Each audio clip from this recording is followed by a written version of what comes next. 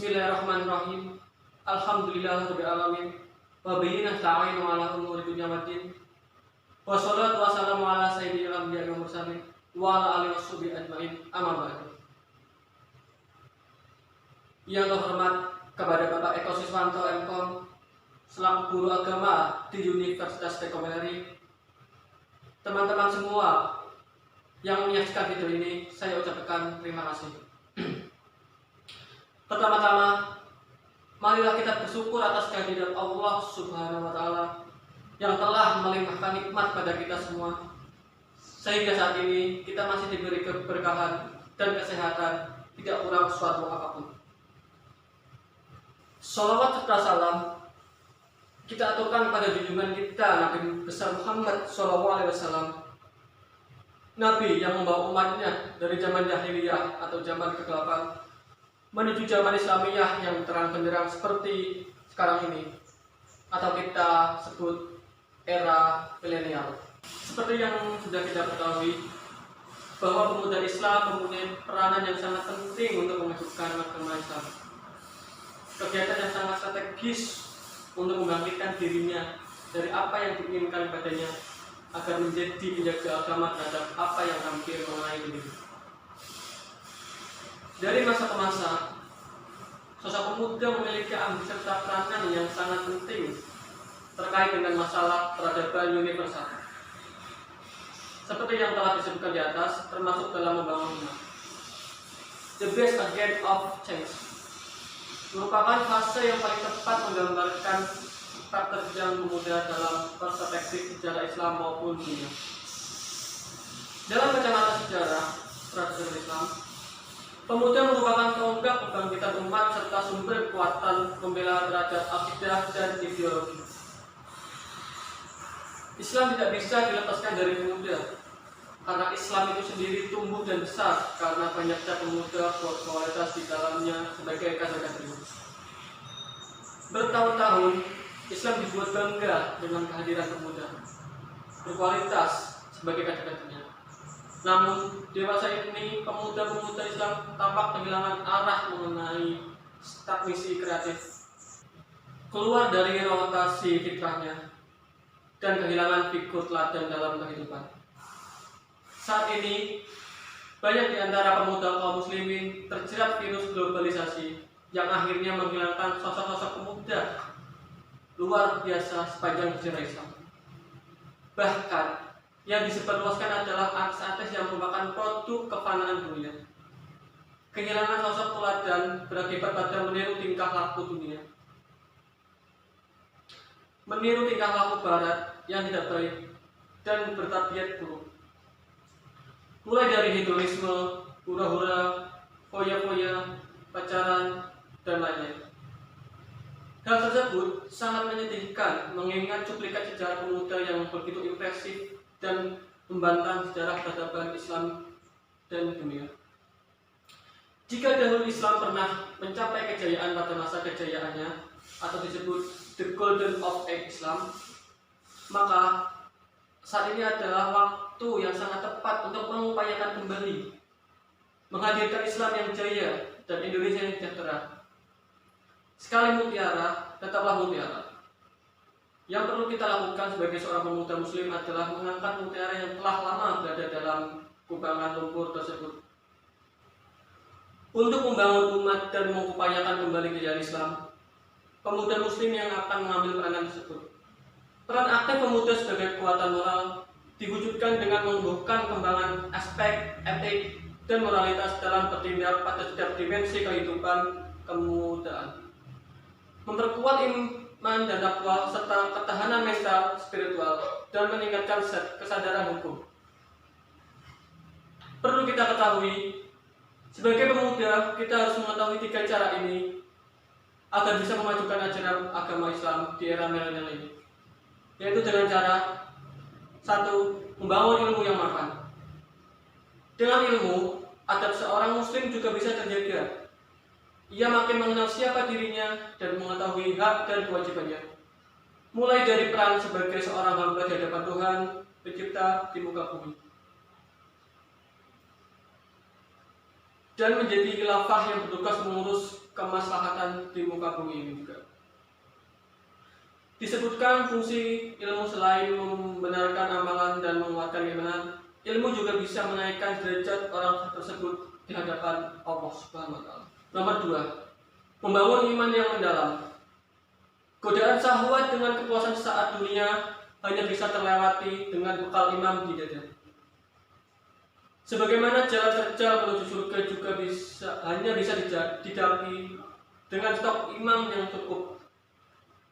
Memahami syariat Islam dengan baik dan fikih menjadi tidak bermakna tanpa adanya iman. Iman adalah bekal untuk menggapai keridhaan dari pengakuan Allah Subhanahu wa taala serta jaminan keselamatan. Dengan iman, kehadiran manusia di dunia menjadi sesuatu yang bermakna, yaitu penyembah kepada Allah dan menjadi wakilnya dan mengurus kehidupan dunia. Nomor 3, membangun ukhuwah yang kokoh. Longgarnya ukhuwah atau persaudaraan di tengah umat Islam menyebutkan krisis yang menimpa saat ini. Hal ini menjadi peluang besar bagi musuh-musuh Islam untuk memberikan rajutan ukhuwah yang terjalin, mendinginkan dekapan ukhuwah dan menjadikan cinta sama saudara muslim berubah tawar dan hampa. Inilah fenomena umat Islam saat ini. Sebagian mereka masih sibuk bertikai sama muslim. Di luar sana musuh-musuh Islam riuh dengan pandangan tersebut. Peran aktif pemuda juga diwujudkan dengan menumbuh kembangkan aspek etik dan moralitas dalam bertindak pada setiap dimensi kehidupan kemudaan. Memperkuat iman dan takwa serta ketahanan mental spiritual dan meningkatkan kesadaran hukum. Sebagai kontrol sosial diwujudkan dengan memperkuat wawasan kebangsaan, membangkitkan kesadaran atas tanggung jawab, hak, dan kewajiban sebagai warga negara, membangkitkan sikap kritis terhadap lingkungan dan menegakkan hukum, meningkatkan partisipasi dalam perumusan kebijakan publik, menjamin transparansi dan akuntabilitas publik, dan memberikan kemudahan akses informasi. Rasulullah SAW telah memperingatkan tentang sangat pentingnya masa muda itu. Seorang tidak akan dapat mencicipi hidup yang sempurna di masa tua, melainkan dengan mempergunakan dan memanfaatkan masa muda seoptimal dan sebaik mungkin, bahkan bukan hanya di masa tua saja, tetapi untuk meneruskan kehidupan di negeri yang tiada negeri lain, yakni di akhirat kelak. Maka Rasulullah SAW berpesan kepada kita dengan salah satu hadis beliau yang berbunyi, tidak tergelincir dua kaki seorang hamba pada hari kiamat sampai Allah menanyakan 4 hal.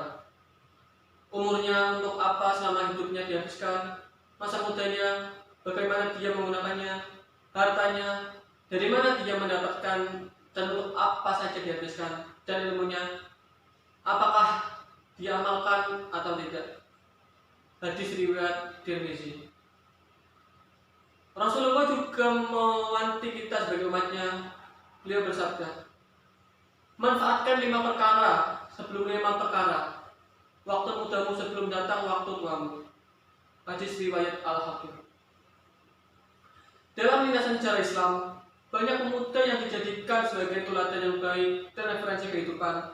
Di antaranya adalah Umar bin Khattab, Abdullah bin Al-Jasi, Ja'far bin Abi Thalib dengan usia 18 tahun, Qudamah bin Abi Mazum berusia 19 tahun, Sa'id bin Zaid, dan Su'aib Ar-Rumi berusia di bawah 20 tahun. Amir bin Faizah 20 tahun, Musa bin Umar dan Al-Mik dan Bil Aswad berusia 20 tahun. Dan masih banyak pemuda-pemuda dari kalangan sahabat dan lainnya yang berkontribusi yang sangat besar demi kemajuan Islam di masa dulu. Seorang pemuda harus bahkan wajib memiliki dedikasi yang tinggi dalam menggambarkan pengetahuan dan rasa ingin tahu yang lebih besar, dan harus menjadi pelopor sense of curiosity atau rasa ingin tahuan yang sangat tinggi. Dalam masyarakat atau dalam pepatah Arab dikenal dengan slogan Himatul Rizal Tasqutu Jibal, atau semangat seorang pemuda bisa menaklukkan sebuah pegunungan. Dalam menumbuhkan sikap sense of curiosity akan melahirkan ikro atau membaca dengan talim yang dikreasikan dengan motivasi insting. Membaca itu dikonotasikan sebagai taklim atau belajar. Ikro itu pintu gerbang menuju ke samudera ilmu pengetahuan. Hal ini dijelaskan dalam Al-Quran yang berbunyi, bacalah dengan menyebut nama Tuhan yang menciptakan.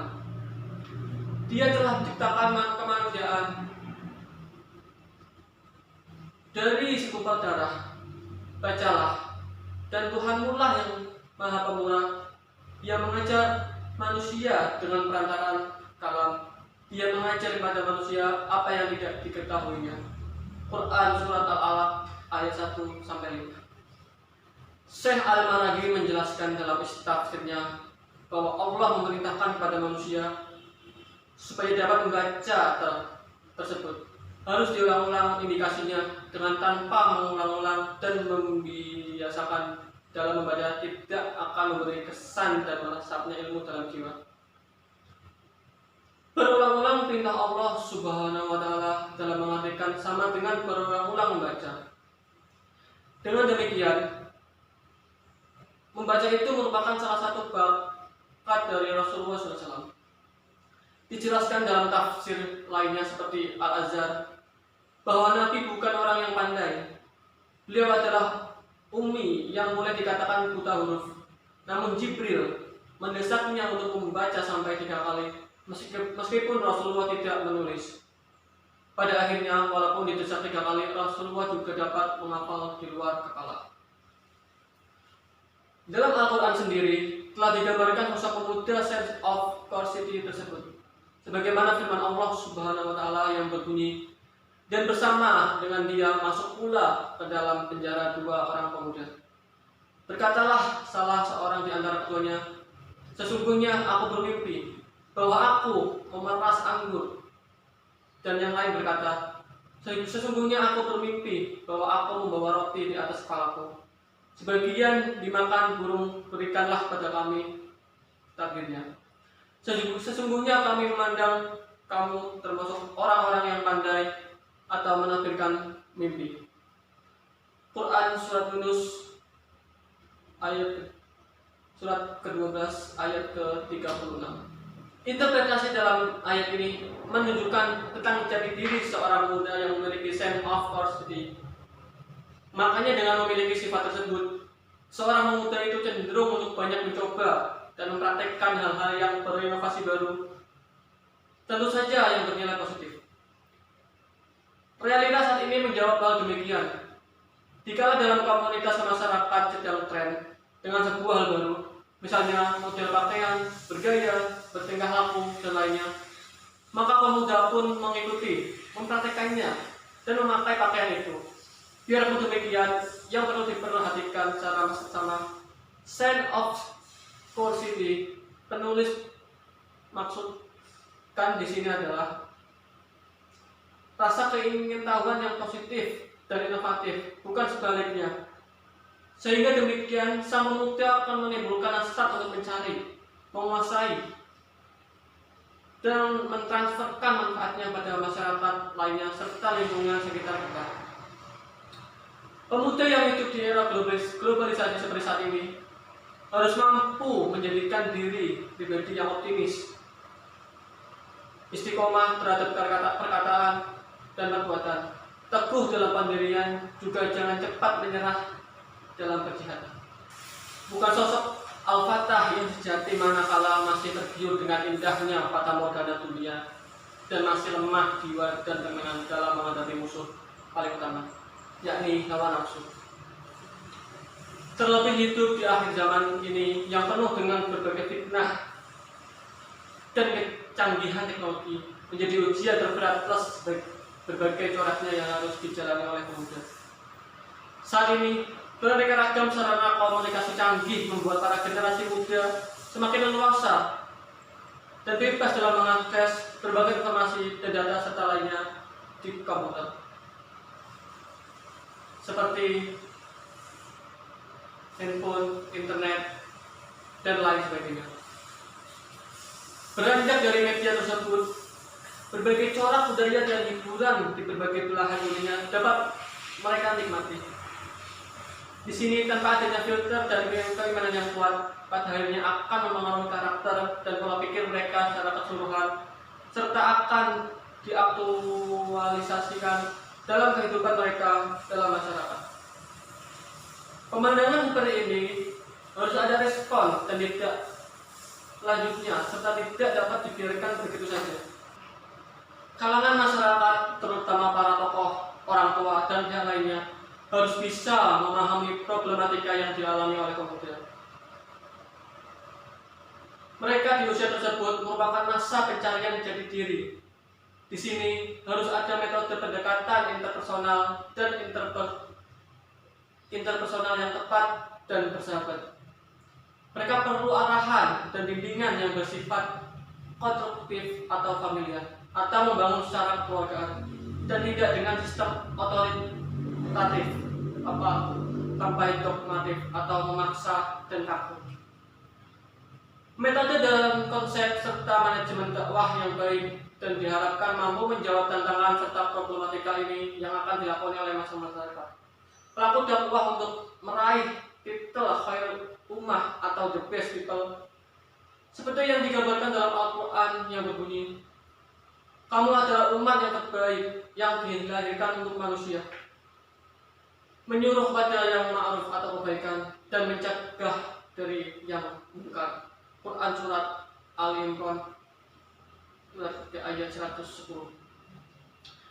Di samping itu, peran dari pemuda itu sendiri sangat menentukan dan kunci keberhasilan dan kesuksesan dalam membentuk generasi Qurani yang diimpikan oleh segenap lapisan masyarakat. Sosok generasi penerus bangsa Qurani memiliki andil yang besar dalam membawa perubahan dan pelopor dalam segala lini kehidupan, terutama perubahan akhlak dan moral. Akhlak dan moral pemuda dan masyarakat Indonesia pada umumnya di Indonesia. Sekian pidato dari saya. Apabila ada salah kata atau tutur kata yang kurang berkenan di hati Anda, saya mohon maaf sebesar-besarnya. Wabillahi taufiq wal hidayah. Wassalamualaikum warahmatullahi wabarakatuh.